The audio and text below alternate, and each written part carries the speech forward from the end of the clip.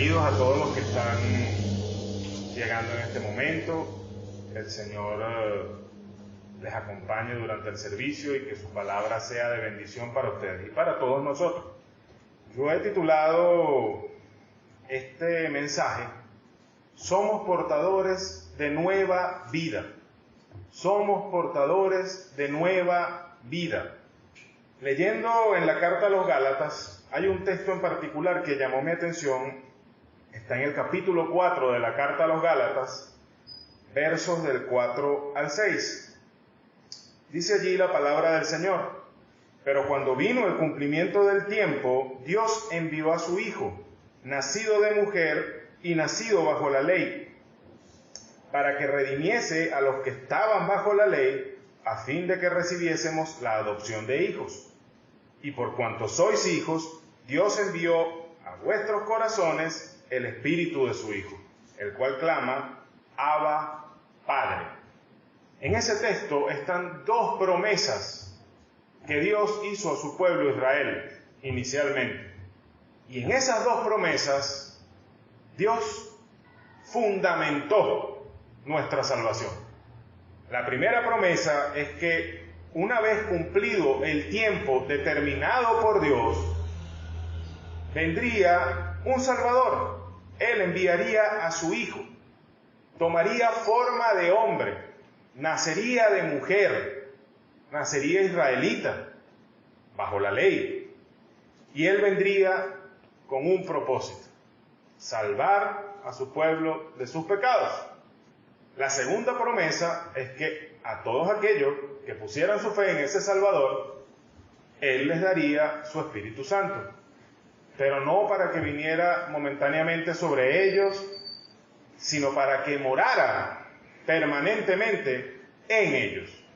Fuimos salvos, y creo que todos lo sabemos, los que hemos conocido a Cristo, sabemos que fuimos salvos porque pusimos nuestra confianza en la obra que realizó Cristo en la cruz para pagar por nuestros pecados. La salvación que recibimos, el perdón que recibimos, lo recibimos porque Él se hizo hombre, murió en esa cruz, la muerte que era para nosotros, y resucitó el tercer día. Lo único que se nos pidió para acceder a esa salvación fue fe. Se nos dijo: todo aquel que cree. No se nos pidió nada más a cambio. Yo miro a mi vida después que conocí al Señor Jesús y no puedo evitar reflexionar en unas cuantas cosas que vamos a ver hoy en el mensaje. Una de ellas es una ilustración que nuestra hermana Neiris usó en algunas ocasiones y para mí sirvió de guía en tantas cosas en mi vida de fe, y yo creo que la he usado en este púlpito en más de una ocasión. Es la ilustración del elefante. En Asia todavía usan elefantes para trabajos domésticos, así como nosotros podemos criar un buey, podemos criar un burro, ellos crían elefantes. ¿Cómo lo hacen? Bueno, capturan crías de elefantes o las que nacen en el mismo cautiverio, ellos las apartan y las entrenan de esta misma manera. ¿Qué hacen con ellas? Bueno, entierran una estaca en el suelo con suficiente profundidad como para que el animalito no la arranque, y a esa estaca le atan una cadena que en el otro extremo tiene un grillete es como una esposa, y esa esposa se la cierran en el tobillo al elefante. El elefante no está acostumbrado a eso, sobre todo si lo capturaron en el monte, pues en la selva, o si lo separaron de su mamá. Y ese animalito va a alar esa cadena en todas direcciones, tratando de arrancarse eso del pie, tratando de arrancar esa estaca del suelo, tratando de zafarse de eso y librarse de una vez por todas de aquella tortura. Pero va a llegar un momento en que el elefante se va a dar cuenta o va a pensar que para él es imposible, lo cual a esa edad realmente es imposible. Porque en verdad que la estaca está bien enterrada, la cadena es grande y a esa edad él todavía no tiene la fuerza. Ese animalito va a crecer. Y yo no sé si ustedes conocen o han visto alguna vez documentales acerca de vida salvaje, pero un elefante adulto, sobre todo si es macho, primero es enorme. Segundo, tiene la fuerza para arrancar árboles grandes con raíces profundas, solamente él empujando el árbol. Lo puede derribar, lo puede arrancar del piso.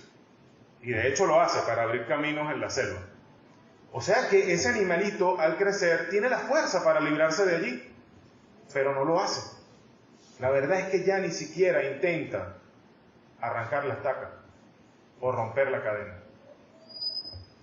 Yo no sé cuántos cristianos habrán caminado por el mundo desde la cruz hasta ahora, pero deben haber sido muchos, y me pregunto cuántos hemos sido los que en algún momento hemos marchado siendo creyentes con el grillete del pecado atado en el tobillo. ¿Cuántos habremos estado atados a esa estaca, la estaca del pecado, haciéndonos a nosotros mismos prisioneros de algo que en realidad no es capaz de retenernos? ¿Por qué? ¿Por qué sucede eso? En nuestras mentes aún somos lo que antes fuimos. Aún somos lo que antes fuimos. Y quiero explicarme un momento. En la mente del pequeño elefante, él está convencido de que la estaca y la cadena son indestructibles. Está convencido de que él no tiene la fuerza para romper eso. En su mente, él sigue teniendo la edad de cuando lo capturaron. Él sigue siendo un cachorro y sigue teniendo las mismas fuerzas que cuando lo amarraron allí. En mi mente, en algún momento estuve convencido de que el pecado tiene poder sobre mí. De que aún solo era aquella criatura pecaminosa, incapaz de luchar en contra de la tentación y los malos deseos que hay en mi corazón. El elefante no se puede dar cuenta, no tiene ese nivel de conciencia, pero con nosotros la historia es diferente. La realidad es que nuestra situación ha cambiado. Cuando aceptamos a Cristo en nuestro corazón, nuestra situación cambió. El problema es que no nos damos cuenta o no lo creemos realmente, que ese cambio tuvo lugar. La ilustración del elefante es una que nos muestra, nos da un ejemplo de cómo un creyente va de la gracia a las obras, va de la fe a las obras. Como les decía, el elefante no tiene el nivel de conciencia necesario para darse cuenta lo que ha cambiado, que creció, que es un elefante con una fuerza diferente de aquel cachorro. La costumbre le ha cerrado de alguna manera o le ha reducido, le ha limitado los sentidos de tal manera que para él no puede librarse de esa estaca. Pero para nosotros es muy diferente. Nosotros tenemos un nivel de conciencia que ninguna otra criatura de la creación de Dios, valga la redundancia, podrá alcanzar jamás. Podemos darnos cuenta de lo que somos. Podemos darnos cuenta de los pequeños cambios que suceden a nuestro alrededor. Podemos darnos cuenta de lo que cambia en nosotros también. Además, tenemos la revelación escrita de Dios y también la persona de Cristo, que revela quién es Dios. Tenemos esa revelación en nuestras manos. Y por último, siendo creyentes, que es de lo que estamos hablando, en nosotros está el Maestro de Maestros, viviendo, enseñándonos con una infinita dote, digamos, de conocimiento y de verdad, tratando de enseñarnos nuestra nueva realidad, tratando de abrir nuestros ojos a la maravillosa realidad de la salvación que Cristo ganó para nosotros en la cruz.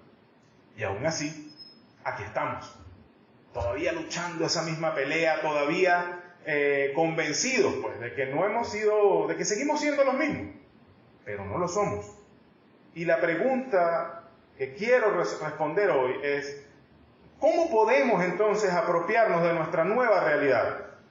¿De qué manera podemos vivir nuestras vidas de forma que hablen más de la justicia de Cristo en nosotros que de nuestro pecado? O en otras palabras, ¿cómo puedo vivir la vida de santidad a la que me ha llamado Dios?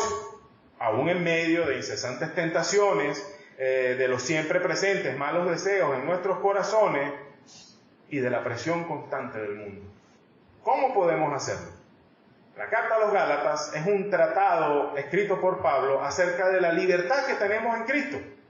Somos libres de las obras de la ley y de la condenación que la ley trae al pecador. En Cristo somos libres de eso. En Cristo también somos libres del pecado, de la carne y de sus obras también. Ya vamos a ver con claridad de lo que estamos hablando. Gálatas capítulo 2, versículo 20 dice: con Cristo estoy juntamente crucificado, y ya no vivo yo, mas vive Cristo en mí. Y lo que ahora vivo en la carne, lo vivo en la fe del Hijo de Dios, el cual me amó y se entregó a sí mismo por mí. Y la realidad es que Dios nos ha dado una nueva vida, impulsada por la propia vida de Cristo, viviendo en nosotros y sostenida por la fe en su obra en la cruz del Calvario. ¿Cómo podemos apropiarnos de esa verdad, de esa realidad, de esa nueva vida? En primer lugar, tenemos que darnos cuenta de que tenemos un llamado a una vida diferente. Hay un llamado a una vida diferente. El lenguaje de este versículo 20 es un lenguaje de cambio. Es un lenguaje que indica un punto crítico en la vida de Pablo. Dice, ya no vivo yo, pero más adelante dice, lo que ahora vivo. Cuando dice ya no vivo, habla de que hasta ese momento su vida se venía desenvolviendo de cierta manera. ¿De qué manera? En el pecado, en la inmundicia, en aquello que no agrada a Dios. Ese era el principio vital, digamos, el motor de la vida de Pablo. Incluso aunque él no se daba cuenta. Y cuando dice, y lo que ahora vivo, habla de que ese punto en adelante, su vida fue radicalmente diferente. Cambió totalmente. Y ese punto crítico fue su conversión. En los versículos 15 y 16 del capítulo 2 de los Gálatas, él está, a mi entender, todavía hablando con Pedro. Pedro estaba allí en Antioquía y el hombre estaba compartiendo con todos aquellos hermanos en Antioquía, pero llegaron otros hermanos de Jerusalén de parte de Jacobo y Pedro cambió. Antes comía con los hermanos que no eran judíos y cuando llegaron estas personas de Jerusalén dejó de comer con ellos para solamente comer con los judíos. Antes comía cochino con los hermanos que no eran judíos y ahora no comía eso porque un judío no come cochino. Y Pablo se molestó, pero no se molestó con rabia de hombre o con molestia de hombre, sino con celo santo. Porque en ese comportamiento hipócrita, Pedro y otros judíos que habían sido arrastrados a lo mismo, estaban haciendo tropezar a los hermanos de Antioquía. Y Pablo lo reprendió, y en medio de esa reprensión le está diciendo, nosotros, judíos de nacimiento, y no pecadores de entre los gentiles, sabiendo que el hombre no es justificado por las obras de la ley, sino por la fe de Jesucristo, nosotros también hemos creído en Jesucristo. Y cuando dice, nosotros también hemos creído en Jesucristo, se está incluyendo él. Pablo creyó al Señor, y a partir de ese momento su vida fue diferente. Un hombre judío que basaba su salvación en el cumplimiento de los rituales de la ley, los sacrificios, las ofrendas, todo aquello que pedía la ley para ser perdonado por los pecados. Y ahora confiaba plenamente en Cristo, en ese Cristo que murió crucificado en una cruz y sufrió la muerte que merecíamos nosotros, que merecía Pablo, y que resucitó para darle la salvación. Así que era tonto apartarse de alimentos y de bebidas y de compañía de otras personas, meramente por seguir rituales y costumbres que ya el Señor había hecho pasadas. Siendo tú un creyente en Cristo, eso es tonto. Eso no tiene efecto alguno sobre la salvación de una persona. El único que puede dar salvación es Cristo Jesús. Y desde ese punto en adelante, Pablo entendió una cosa. Mi vida tiene que cambiar. Mi vida tiene que cambiar. ¿Cómo lo sabemos? Bueno, está este texto, pero también en Efesios 4, no lo vayamos a buscar, en los versos 22 y 24, Pablo dice dos cositas. En el 22 dice, despojaos del viejo hombre. Y en el 24 dice, vestidos del nuevo hombre. La vida tiene que cambiar. Pedro también nos dice en su primera carta, capítulo 1, versos 17 y 18, dice lo siguiente: conducíos con temor, porque habéis sido rescatados de vuestra vana manera de vivir. Nuestra vida tiene que cambiar. La vana manera de vivir debe ser sustituida por una conducta temerosa de Dios. Y esto no es opcional. Hermano, es la expectativa de Dios para cada creyente. Voy un paso más allá. Es el mandamiento de Dios para cada creyente. Estamos llamados a un cambio radical y real en nuestras vidas. Sin embargo, y aquí tengo que levantar la mano para ponerme como un testimonio, por mí mismo yo nunca he podido hacer eso. Nunca he podido. ¿Cuántas veces no he repetido yo la historia, y no la voy a repetir ahora, de cómo el Señor quitó el cigarro de mi vida? Yo nunca pude hacerlo solo. Parches, pastillas, tratamientos, terapia, fuerza de voluntad. Nada lo quitó, solamente Cristo.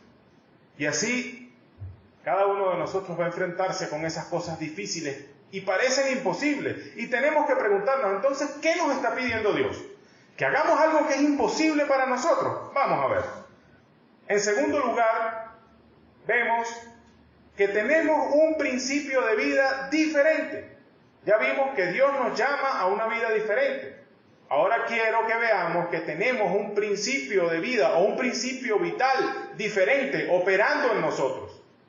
El verso 20 del capítulo 2 de la carta a los Gálatas dice: con Cristo estoy juntamente crucificado y ya no vivo yo.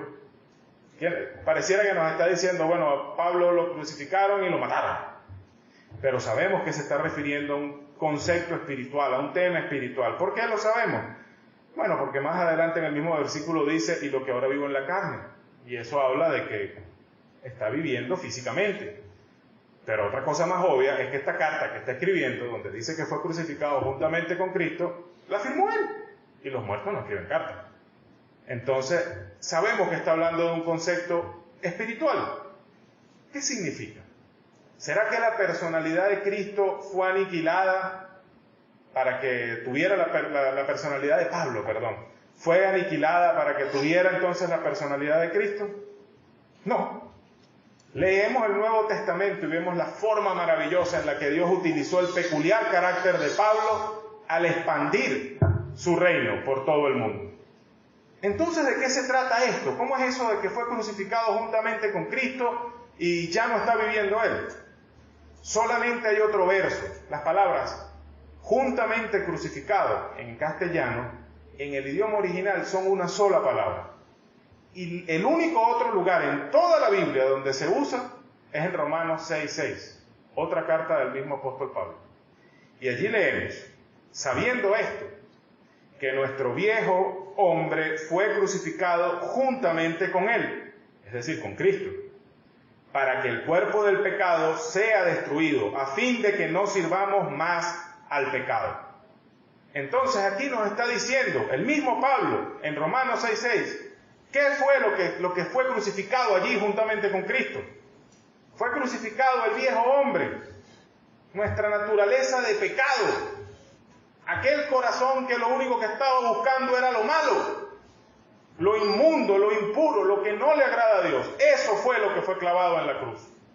Antes de que Pablo viniera a Cristo, ese era el principio dominante de su vida, el principio vital dominante de su vida. El pecado operaba en él y lo impulsaba. Todo lo que hacía era fuera del agrado de Dios. Y no podía hacer otra cosa. No podía hacer otra cosa hasta que Cristo vino a la vida de ese hombre. Y continúa el verso: ya no vivo yo, mas vive Cristo en mí. Lo que está diciendo es lo mismo que dice en 2 Corintios 5:17.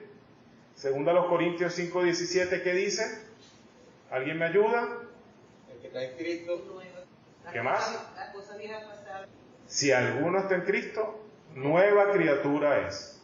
Las cosas viejas pasaron, he aquí todas son hechas nuevas. Pablo fue hecho una nueva criatura. Le fue dada una nueva naturaleza. Y en esa nueva criatura, en esa nueva naturaleza, El Espíritu de Cristo encontró morada, porque esa nueva criatura ya que buscaba la criatura vieja, la pecaminosa, esa nueva criatura, esa nueva naturaleza busca las cosas de Dios. Y el mismo Dios envió al Espíritu para morar en ella. ¿Cómo lo sabemos? Bueno, lo podemos saber tranquilitos. Primero, porque la palabra lo dice. Segundo, porque es algo que no solamente le pasó a Pablo, es algo que le pasa a todo creyente. Si usted ha creído en Cristo, usted se dará cuenta que al poco tiempo empiezan a cambiar sus afectos, sus gustos, empiezan a cambiar sus inclinaciones. Usted empieza a darse cuenta que cosas que antes disfrutaba ya no las disfruta. Cosas con las que antes se sentía cómodo, ahora empiezan a incomodarle. Cada cual tendrá un ritmo diferente para esto. Y cada cual tendrá un énfasis diferente en diferentes aspectos de la vida, pues porque cada cual tiene su lucha, cada cual consume su propio sabor de veneno, digamos, en cuanto al pecado. En mi caso, a mí no era una cuestión de simple adicción al cigarro, que yo lo quería dejar y no lo podía dejar antes de Cristo. Era que me encantaba, me gustaba aquello, pero en algún momento yo no me empecé a sentir bien con eso. Algo dentro de mí, algo en mi cabeza continuaba repitiendo, esto no está bien, esto no está bien, ya yo no debo andar en esto. Y así con cada cosa en la vida de cada uno de nosotros. Ese es un cambio que es ineludible en la vida de un cristiano. Puede que nos empeñemos en no escucharlo, y puede que ahora, porque nos hemos empeñado durante tanto tiempo en no escuchar la voz de Dios, puede que ahora hayamos dejado de oírlo.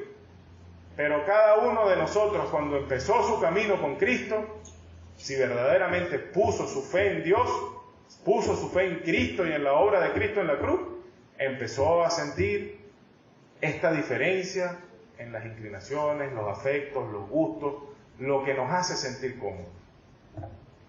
Y es que lo que hemos venido hablando es que al momento de creer en Cristo ha sucedido una transformación en nuestra vida. Han sido abiertos nuestros ojos espirituales, ha sido renovado nuestro corazón, somos hechos nuevas criaturas. Y eso es una realidad. Y es esa una de las partes de la realidad que como cristianos a veces no nos damos cuenta que ha cambiado, no nos damos cuenta que hemos sido transformados, no parecemos confiar en que Dios eso lo ha prometido en su palabra. Siempre hay una vocecita en el oído resoplando, que cristiano nada vas a estar haciendo tú no ves que sigues haciendo lo malo, déjate de eso, chico, sigue tranquilo. Llámenla como quiera, yo no sé quién es, yo creo que es mi conciencia misma tratando de revolcarme y devolverme a lo que era antes, tratando de meterme de nuevo en el charco del pecado. Pero eso es una mentira del diablo. El que creyó en Cristo es transformado. Ahora bien, eso no alcanza. No nos podemos quedar en que yo soy una nueva criatura, pero seguimos igual pecando, seguimos permitiendo que las cosas que nos ensuciaban y nos hacían inmundos, sigan ensuciándonos y haciéndonos inmundos. Y decimos, bueno, es que yo trato, pero ciertamente todos nosotros vamos a seguir pecando por error, por descuido, porque está todavía esa naturaleza vieja, aunque crucificada, no ha muerto. Está ahí, pataleando y tratando de hacerse escuchar. Pero la vida tiene que cambiar. Entonces, ese viejo hombre que está crucificado, pero pataleando para soltarse de los clavos, es la estaca y la cadena del elefante. Esa vieja naturaleza, esos deseos pecaminosos, esa es la estaca enterrada en el suelo y la cadena amarrada en el tobillo del creyente que no lo deja avanzar, si se lo permite. No lo deja avanzar, no lo deja crecer, no lo deja madurar. Nos quiere sujetar, al mismo tiempo que las amorosas manos de Cristo nos están tratando de llevar más cerca de Él. Esa es la lucha que enfrentamos todos nosotros cuando somos cristianos. La lucha entre el viejo hombre y el nuevo hombre. Cada uno tirando en una dirección opuesta. Entonces, ¿cómo podemos ser vencedores en esa lucha? ¿Cómo podemos finalmente ser libres para así poder vivir para Dios? ¿Cómo? Vimos que tenemos un llamado a una vida diferente. La vida tiene que cambiar. Vimos que tenemos un principio vital diferente. El Señor ha renovado nuestros corazones, ha renovado nuestras vidas, pero también se nos ha entregado o se nos ha dado un modo de vida diferente, una manera de vivir diferente. El versículo 20 del capítulo 2 de la carta a los Gálatas cierra de la siguiente manera: lo que ahora vivo en la carne, lo vivo en la fe del Hijo de Dios, el cual me amó y se entregó a sí mismo por mí. Fíjense una cosa, dice lo que ahora vivo en la carne. Pablo está viviendo físicamente, su corazón late, la sangre circula por sus venas, pero no solamente eso, Pablo lleva adelante su vida. ¿De qué manera? Bueno, toma decisiones, escoge opciones, lleva adelante su vida diaria, haciendo unas cosas, desechando otras cosas. Él sigue teniendo voluntad, él sigue teniendo el poder de decidir cómo será su vida. Él puede decidir entre ser fiel a Dios y no serlo. Él puede decidir entre decir una mentira o no decirla. Él puede decidir entre sobornar a alguien o no hacerlo. Él puede decidir entre robar un dinero o no robarlo. Él puede decidir entre, si hubiera tenido esposa, entre engañar a su esposa o no engañarla. Él puede decidir entre fornicar y no fornicar. Él puede decidir entre mirar pornografía o no mirar pornografía. Él puede decidir en ver un programa de televisión que lo que trae a la sala de tu casa y de tu hogar donde estás criando a tus hijos, lo que trae es inmundicia del mundo. Él puede decidir entre verlo y no verlo. Pero lo que nos está diciendo este verso es que Pablo no lo hace confiando en su propia fuerza de voluntad, en su propio poder, digamos. Se requiere más que mera fuerza de voluntad para hacer esto. Algunos tenemos fuerza de voluntad mucho más firme, mucho más rígida que otros, pero otros no son así por naturaleza. Es posible que la fuerza de voluntad nos lleve muy lejos en el camino, pero de 10 veces que yo apago el televisor para no ver la cochinada, es posible que una vez no lo apague y lo deje caminar unos minuticos hasta que lo apague, cuando ya es demasiado tarde y tengo la cochinada en la mente. Es posible que mi mente diga de 10 veces que soy honesto o que tengo la oportunidad de ser honesto, 9 soy honesto y la última digo, bueno, pero es una mentirita pequeña, voy a mentir. Y así que no es mera fuerza de voluntad. El poder humano siempre falla, sea propio o sea de otros. Tampoco está confiando en que, como hacía tantas cosas para el Evangelio, bueno, eso le aseguraba su salvación con Dios, pues, y de alguna manera borraba o tapaba las pequeñas cositas en las que se resbalaba. Y vaya que Pablo tenía bastante, si así hubiera sido la cosa, para vanagloriarse delante de los hombres. Un hombre que viajó por todo el continente de Asia Menor, parte de Europa, pasó hambre, pasó frío, desnudez, fue perseguido, fue preso, lo azotaron, el barco en el que iba se hundió en el mar, lo picaron las culebras, le cayeron a piedra, lo azotaron sin ninguna razón y lo metieron preso con la espalda destrozada, lo descolgaron de muros de ciudades, tuvo que huir de noche de las ciudades donde predicaba una y otra vez.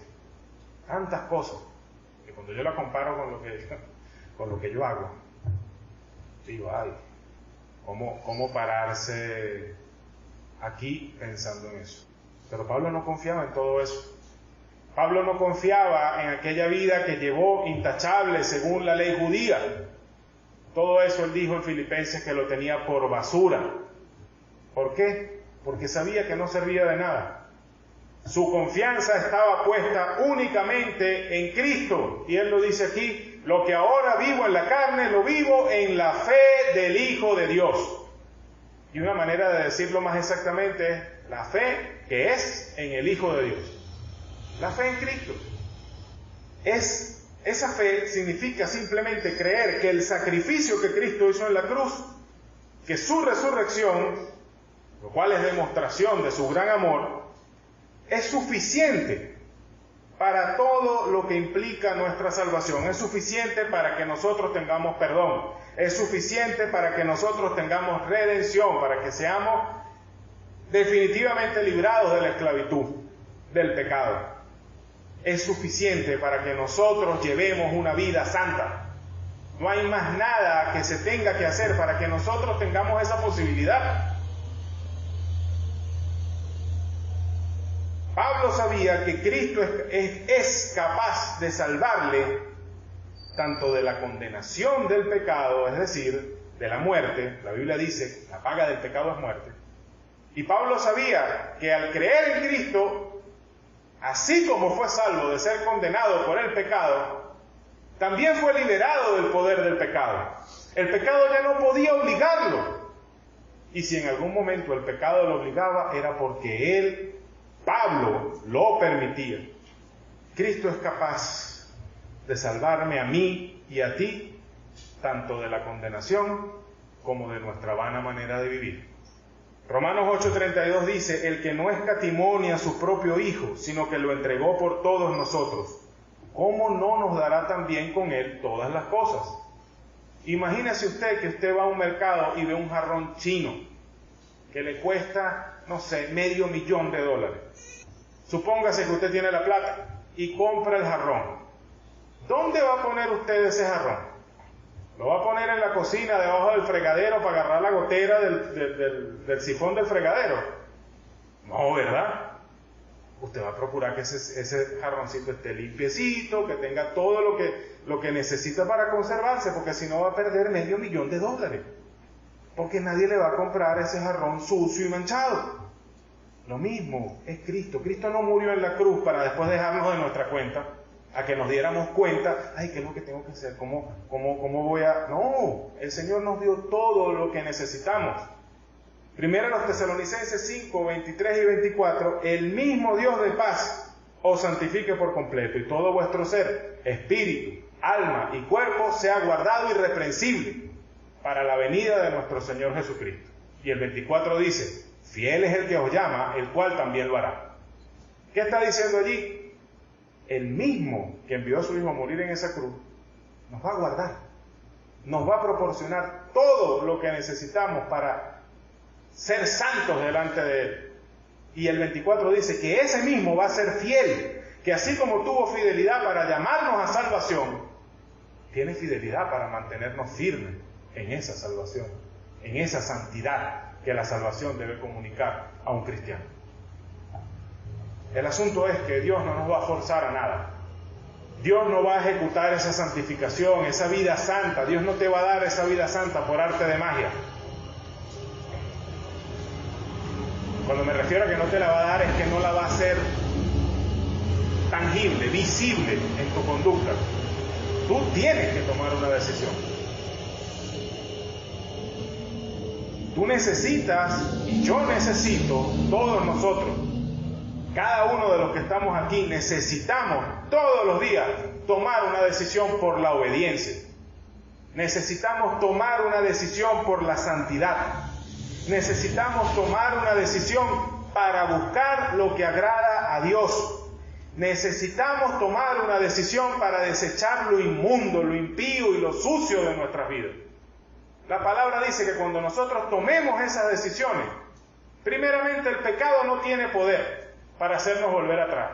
Y segundo, Dios tiene todo el poder para hacernos cumplir esas decisiones. Hay esperanza. Si nosotros tomamos la decisión, Dios nos va a ayudar. Dios nos va a llevar adelante. Dios nos va a hacer crecer, nos va a hacer madurar en el conocimiento y en la fe de Cristo.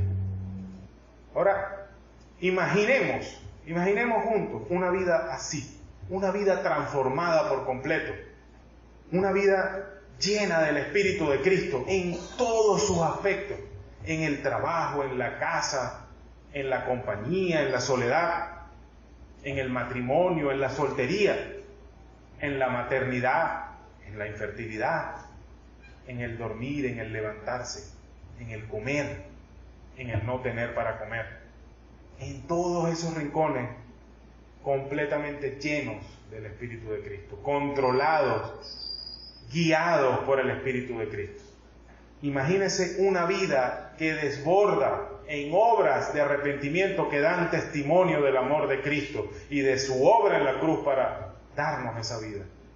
¿La podemos imaginar? Tenemos que saber que no es posible tener esa vida sin Cristo. No es posible. Imagínate también que diariamente te enfrentas a las decisiones que siempre tienes que enfrentar y tomar.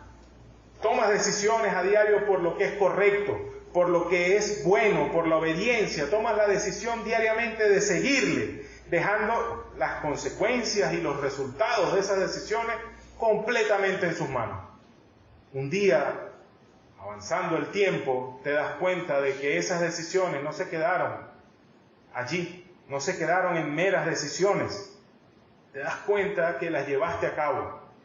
Un buen día, cuando me di cuenta que yo por mi cuenta no podía dejar el cigarrillo, y empecé a orar al Señor a diario, como dice Pablo, sin cesar, a cada momento de tentación y a cada minuto.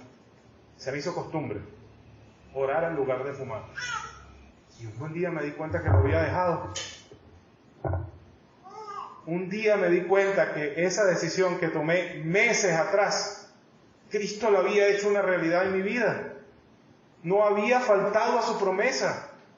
Me había llevado de la mano desde el momento en que decidí que no lo haría más hasta el momento en el que podía decir, Cristo me quitó el vicio de la vida.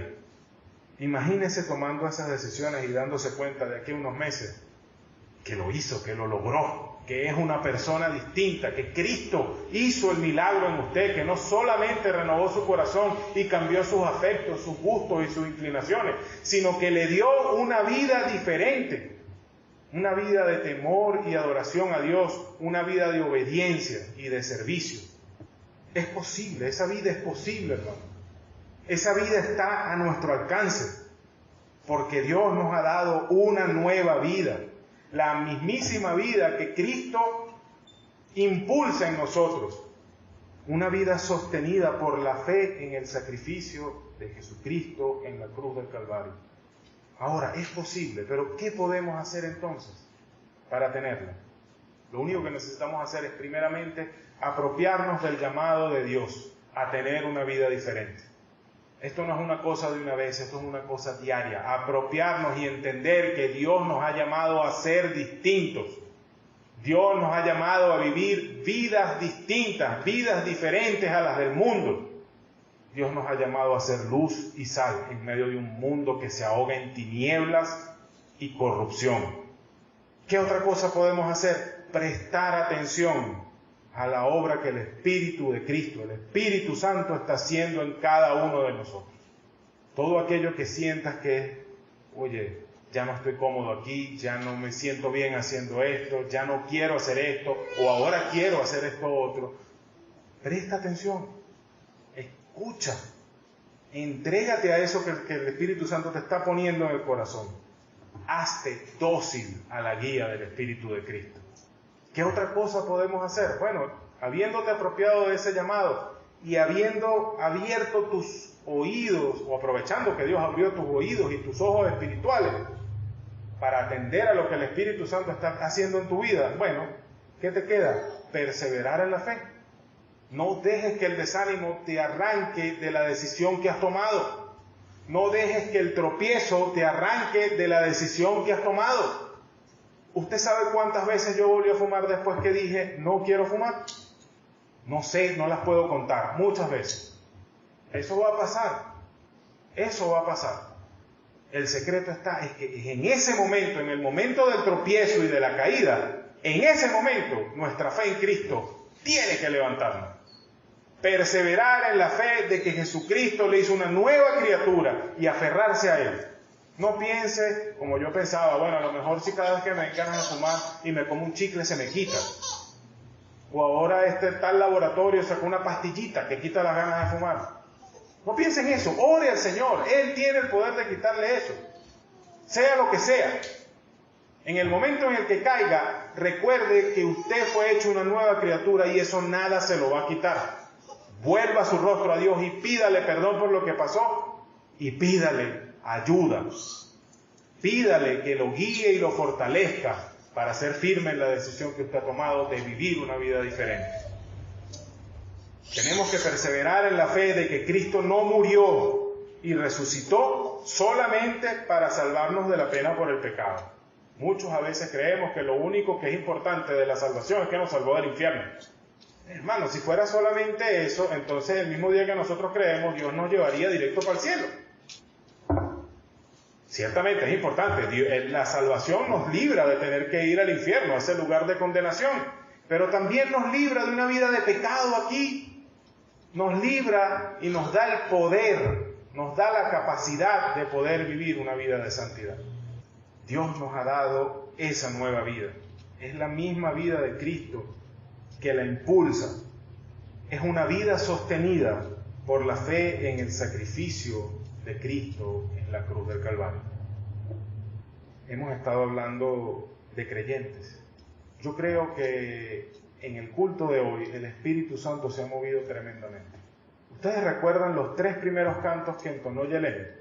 Yeleni, ayúdame con el nombre del primero. Hacemos hoy. Luego se cantó Renuévame, Señor. Y luego se cantó Tu fidelidad. Si ustedes meditaron en los 3 cantos, se darán cuenta que los 3 hablan de lo que hemos hablado hoy en este sermón. Yeleni se enteró hoy de cuál era la lectura. Y le preparó ese servicio durante la semana. El Espíritu de Dios se ha movido hoy aquí. Yo no sé qué himno tenía pensado el pastor cantar para después de la predicación, pero le voy a pedir al pastor que cuando cierre, canten esos 3 cantos nuevamente. El Señor nos ha llamado a tener una vida diferente. Quizá tú hoy estás aquí y te das cuenta que no conoces a Cristo, pero también te das cuenta de que tienes una necesidad irresistible por tener una vida diferente. Estás cansado del fracaso del pecado. Cristo es la respuesta. Cristo murió para darte vida. Cristo murió para transformar tu corazón, para renovarlo y para hacerte capaz de llevar una vida diferente. Solamente tienes que decirle a Dios que crees en verdad que Cristo fue a la cruz a morir en tu lugar y que resucitó para salvarte, para darte perdón, para darte novedad de vida. Si tú haces eso hoy con la sinceridad de tu corazón, tú puedes ser salvo. Tú puedes tener esta vida que Dios ha prometido. Y si ya conoces a Cristo y te das cuenta que tu vida no es la que Dios te ha llamado a tener, bueno, ya lo sabes. Dios te ha dado todo lo que necesitas para vivir una vida de santidad.